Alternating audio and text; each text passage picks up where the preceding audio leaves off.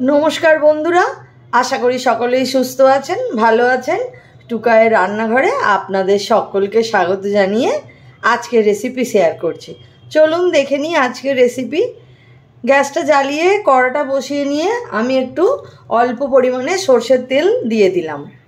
কি বানাবো সব রকমের সবজি দিয়ে শীষ পালংয়ের তরকারি আর সব রকমের সবজি দিয়ে নিরামিষ খিচুড়ি। তো সর্ষের তেলটা দিয়েছি। এবারে এর মধ্যে আমি কিছু ফোড়ন নিয়েছি। এখানে আছে শুকনো লঙ্কা, রাঁধুনি মশলা, পাঁচফোড়ন, তেজপাতা। এই ফোড়নগুলো আমি সব তেলের মধ্যে দিয়ে দিচ্ছি। ফোড়নটা হয়ে গেছে, খুব সুন্দর একটা গন্ধ বেরিয়েছে ফোড়ন থেকে। এইবার আমি সব রকমের সবজি এখানে আছে, বেগুন, আলু, রাঙালু, শিম, সাদা আলু, বরবটি, কুমড়ো, সমস্ত কিছু সবজি আমি এই শীষ পালংয়ের তরকারিতে দেব। এটা খেতে খুব সুন্দর হবে। সব রকমের আনাজ দিয়ে, শীত তো যাওয়ার পথে, যতক্ষণ আছে একটুখানি এই সবজিগুলো আর এই শীষ পালংটা আর কি খেয়ে নেওয়া যায় যেভাবে। যার আমার এই আনাজগুলো এবারে আমি একটু ভালো করে শাকের আনাজগুলো ভাজা হয়ে গেছে। আমি এবার একে একে মশলাগুলো দেব। দিয়ে দিচ্ছি হলুদ, আর দিয়ে দিচ্ছি এটা আমি আদা আর মৌরি একটু বেটে নিয়েছিলাম, আদা আর মৌরি বাটাটা দেব। নিরামিষ শাকের তরকারিতে এই আদা আর মৌরি বাটাটা দিলে এর স্বাদ খুব একবার এই আদা আর মৌরি বাটা এইরকম দিয়ে শাকের তরকারি করে দেখবেন। আচ্ছা, একটা কথা বলি, আমি এখানে সব রকম সবজি দিয়েছি, বেগুন, কুমড়ো, রাঙালু, সাদা আলু, বিনস, শিম, বেগুন। এর মধ্যে আপনাদের যেটা পছন্দ হবে না সেই সবজিটা আপনারা বাদ দিয়ে করুন। হলুদ দিয়েছি, আদা মৌরি বাটা দিয়েছি। এইবার ধনে জিরের গুঁড়ো যে আমি ছোট চামচের 2 চামচ দিলাম। ধনে আর জিরে একসাথে আমি মিশিয়ে পিষে নিয়েছিলাম, সেইটা দিলাম। আর দেব অল্প পরিমাণে লবণ। আমি নুনটা এখানে কমই দিলাম, আবার যখন একটু শাকটা দেব তখন একটু নুন দেব আবার। সবজিগুলো সব ভাজা হয়ে গেছে মশলার সাথে।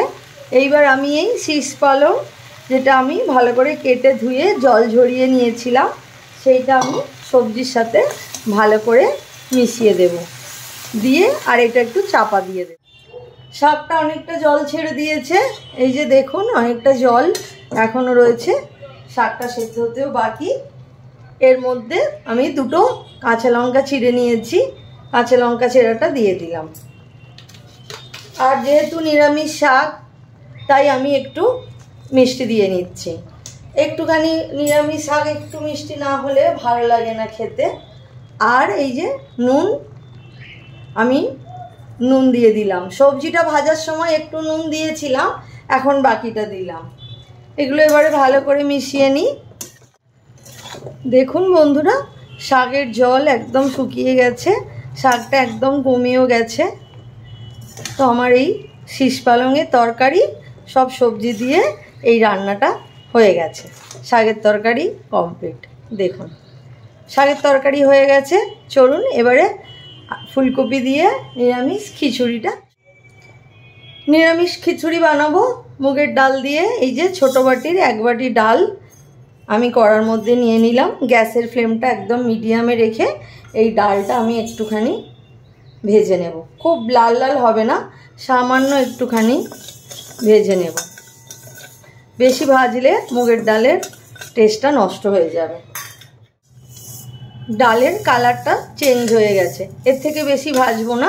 এবার আমি চাল আর ডাল একসাথে ধুয়ে নেব। এটা না, কড়াইটা বসিয়ে নিয়েছি, একটু সর্ষের তেল দিয়ে নিয়েছি।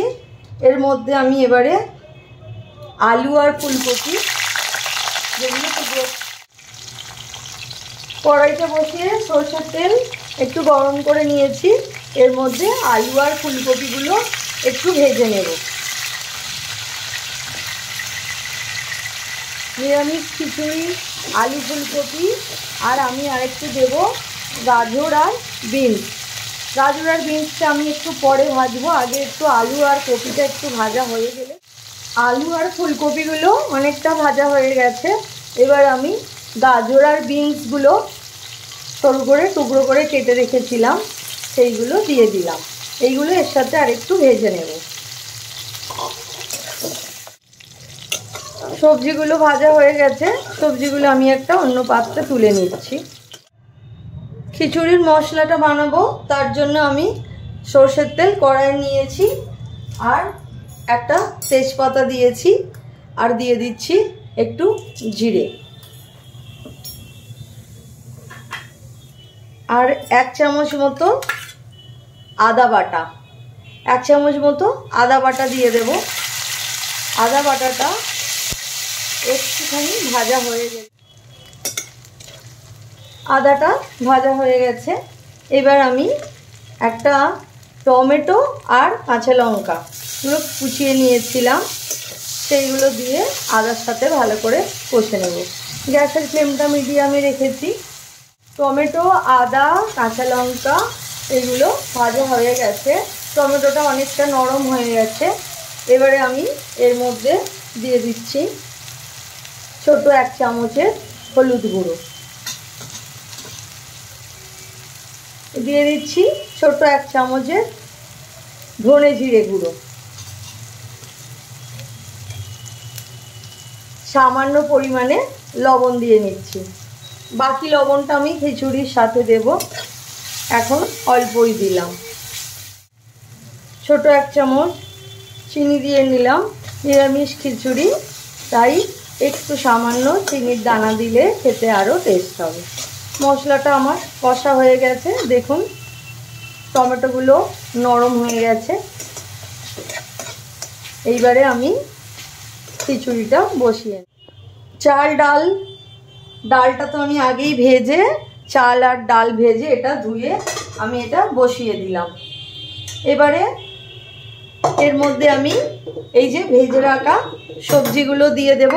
গ্যাসের ফ্লেমটা মিডিয়ামে রেখেছি আর কিছু কড়াইশুঁটি দিয়ে দেব। যে মশলাটা আমি কষিয়ে নিলাম সেই মশলাটা এবারে এর মধ্যে দিয়ে দেব, এটা মিশিয়ে দেব। জলটা গরমও হয়ে গেছে, যেহেতু গোবিন্দভোগ চাল ওটা তো বেশিক্ষণ সময় নেয় না, আগে থেকে যদি আমি করে নিতাম ওই চাল আর ডালটা সিদ্ধ করে নিতাম তাহলে আর সবজিগুলো সেদ্ধ হতো না। তাই ওই সবজির সাথে চাল ডাল আর মশলা কষানোটা দিয়ে দিলাম।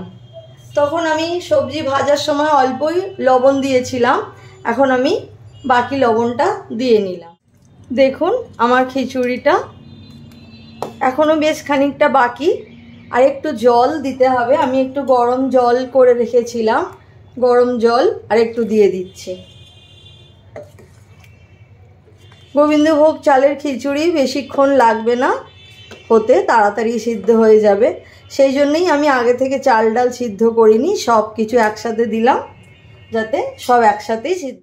একটু গরম মশলা বেটে নেব, তার জন্য আমি একটা এলাচ, 3টে লবঙ্গ আর একটু ছোট্ট দারুচিনির টুকরো, এইগুলো আমি ভালো করে একটু পিষে নেব। বাজারের গুঁড়ো গরম মশলা আমি ইউজ করুন। আমার গরম মশলাটা একদম মিহি করে পেষা হয়ে গেছে। এবার এটা আমি খিচুড়ির মধ্যে দিয়ে দিই। দেখুন আমার খিচুড়িটা হয়ে গেছে। আমি একটু পাতলাই রেখেছি কারণ এটা ঠান্ডা হলে আবার একটু টাইট হয়ে যাবে। পিষে রাখা গরম মশলাটা আমি দিয়ে দিচ্ছি, ভালো করে মিশিয়ে নেব। আমাদের সবজি দিয়ে নিরামিষ খিচুড়ি একদম রেডি। দেখুন কপিগুলো একদম গোটা আছে, মিশে যায়নি।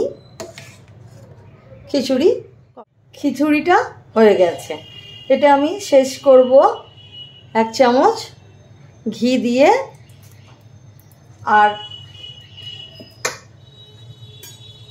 একটু ধনেপাতা কুচি দিয়ে। এটা একদম সার্ভ করার জন্য রেডি হয়ে গেছে খিচুড়ি। দেখুন একটু ঠান্ডা হয়ে যেতে এখন অনেকটাই গাঢ় হয়ে গেছে, আরও যত ঠান্ডা হবে তত খিচুড়িটা আরও গাঢ়ই হয়ে যাবে, পাতলা আর থাকবে না। নিরামিষ খিচুড়ি ফুলকপি আর সবজি দিয়ে একদম রেডি। এর ওপর থেকে আমি একটু ঘি ছড়িয়ে দিচ্ছি আর একটু, আর এর সাথে এই যে পালং শাকের তরকারি, শীষ পালংয়ের তরকারি আর টমেটোর চাটনি আর এই পাঁপড় ভাজা, ব্যাস লাঞ্চ একদম জমি। দেখুন এটা দেখতে যত সুন্দর লাগছে খেতেও এরকম লাগবে। শীত চলে যাচ্ছে, একটু সবজি দিয়ে খিচুড়ি খেয়ে নিলে ভালোই লাগবে। আর টমেটোর সাথে চাটনি, শাকের তরকারি, খুব ভালো একটা দুপুরের খাবারের মেনু।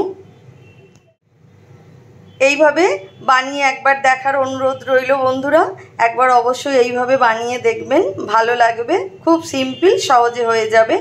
আমার রেসিপি যদি ভালো লাগে অবশ্যই আমার চ্যানেলটাকে সাবস্ক্রাইব করে নেবেন, অল নোটিফিকেশান অন করে নেবেন, আর লাইক করবেন, কমেন্ট করে জানাবেন কেমন লাগলো। সবাই সুস্থ থাকুন, ভালো থাকুন, সকলকে ভালো রাখুন। দেখা হবে আবার পরের ভিডিওতে।